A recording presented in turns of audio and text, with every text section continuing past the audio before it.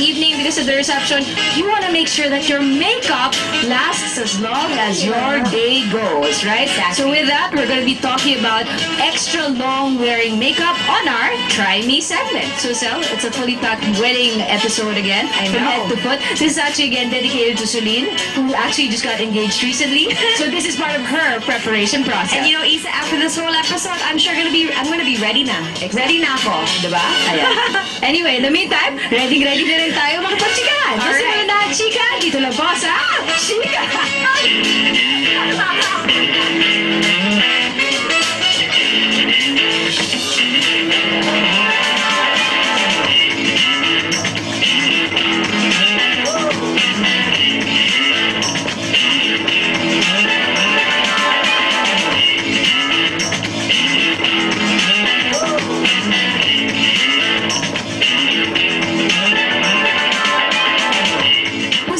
Showcasing all of this and more with her eco-friendly couture.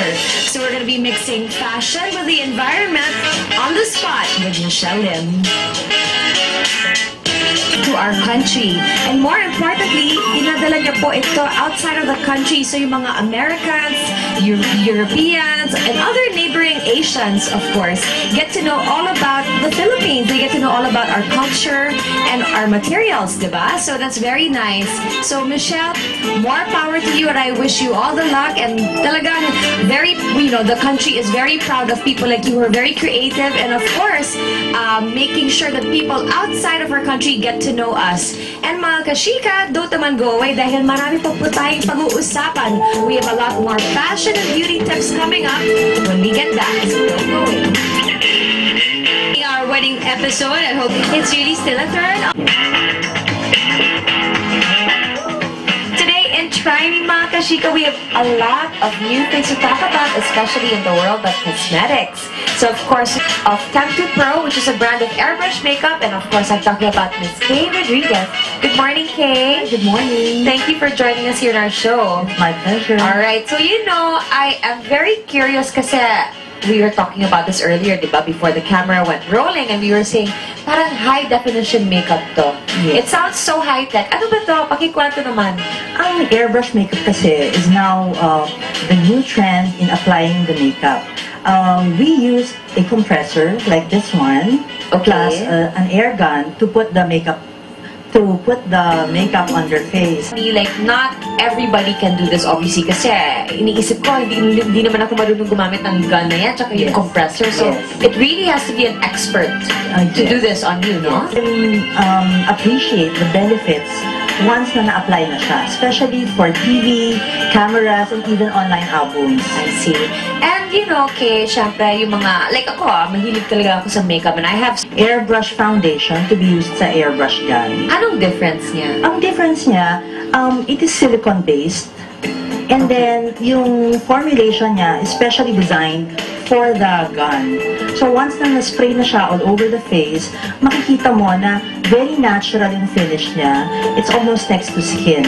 I see. So, you will not also see any demarcation line. You won't see any yung parang yung brush wrinkles lines. Or, okay. And ang benefit ng airbrush makeup, it will cover all the fine lines, minimizes the wrinkles, and even yung mga skin discoloration, hyperpigmentation, and even acne. In fact, ngayon, widely used na siya ng mga brides because even mga skin condition like acne, because it is really designed to cover even birthmarks and tattoo. So, in other words, it's a very flawless Very finish. flawless and very youthful finish. Alright. How difficult is it to do this? Well, it takes And practice. foundation lang ba ang nagagawa ng... Actually, pati yung prepping of the skin, like moisturizing, naka-airbrush din siya. And then, depending on the skin condition, pwede mo siyang lagyan ng concealer to cover it up or to correct the skin color. And then, you use the foundation. Yung ginagamit natin for the airbrush, after using the foundation, pati yung cheek colors and even eyes and even the eyebrows and lipstick can be used. Even with the airbrush? Yes, with an airbrush. Ang airbrush kasi is very flexible.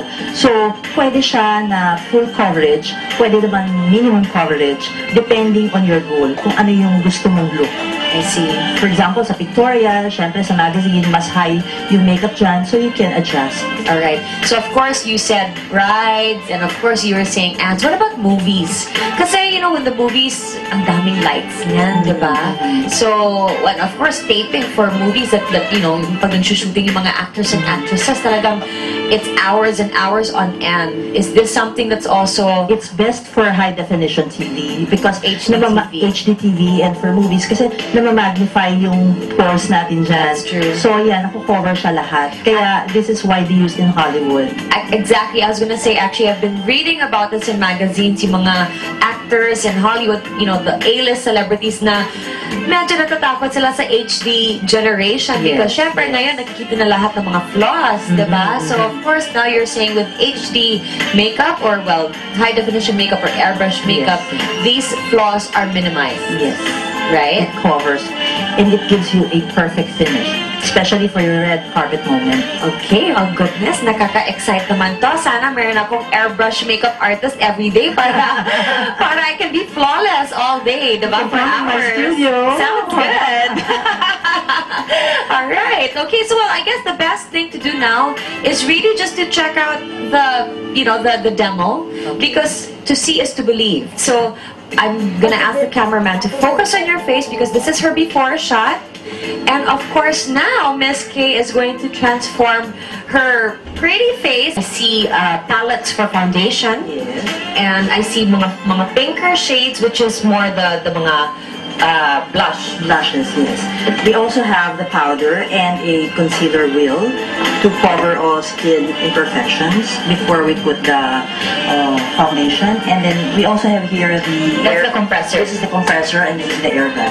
Alright, so ito yung air gun, right? Right. And this is where you put the foundation, dyan ba? Yes, but before we put the foundation, we need to put moisturizer first. Of course.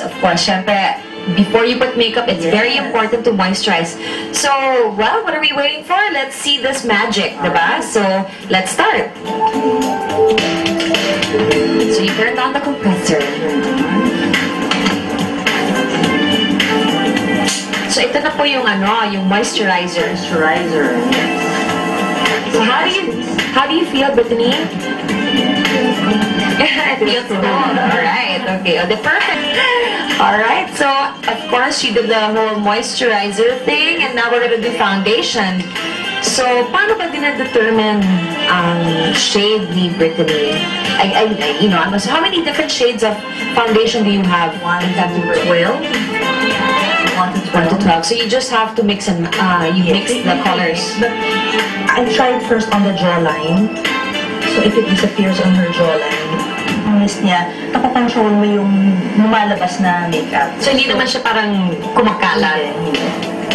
So, very directed yung aim ng gun. Yes.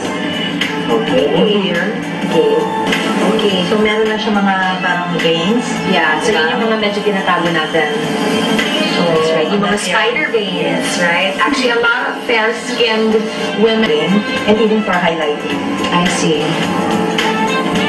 So, but for now, you're doing a complete base. So this is just one shade. I went there for a month of schooling.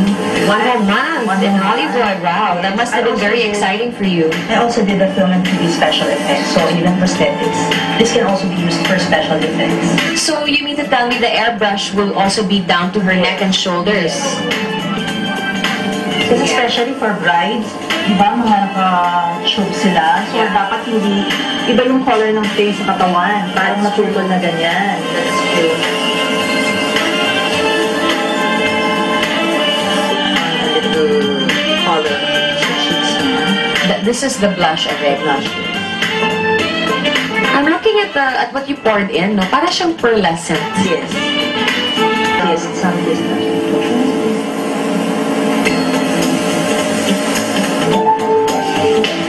What does it feel like, Brittany? Feel like airbrushing to my face. Like parang like a mist? Yeah. So masarap. Baka makatulog ka. Being a late player in the makeup industry, I thought of looking for avenues na pwedeng maging advantage for me. So, knowing na ang airbrush ngayon is the trend, and syempre mas high-tech siya, plus with the presence of high-definition TV, so I decided sabi ko mag-train ako ng airbrush makeup and filmmaking this mas diversified. Because I still do yung mga conventional type depending on the client. Yes. So if you notice here, meron na siyang contour, natural contour. I see. So yung round face niya, medyo Nagka-bones na. Alright. Nagkaroon ng high cheekbones. Very nice. Alright. Okay, so is this finished na already?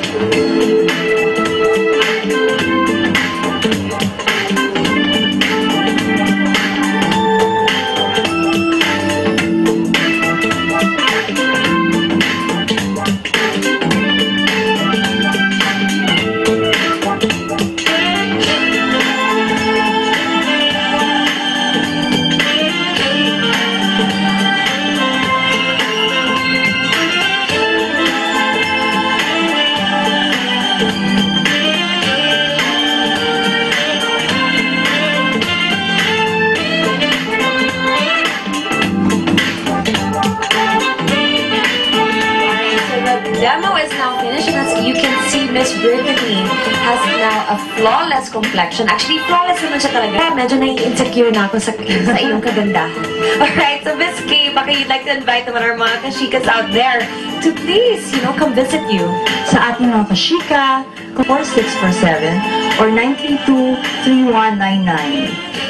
Thank you so much. Alright, so Miss Kay, maraming salamat po sa inyo. And Brittany, thank you also. And of course, mga kashika, you heard it from the woman herself.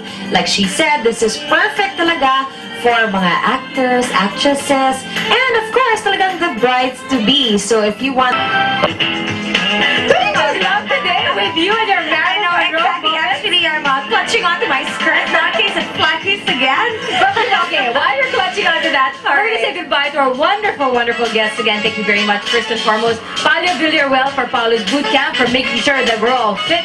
Doc MJ for making for my wedding. Exactly. So you're pretty much good with your checkbook. Exactly. But you can bet that maybe sometime June, you just might do a little more. Exactly. Right? To help you out.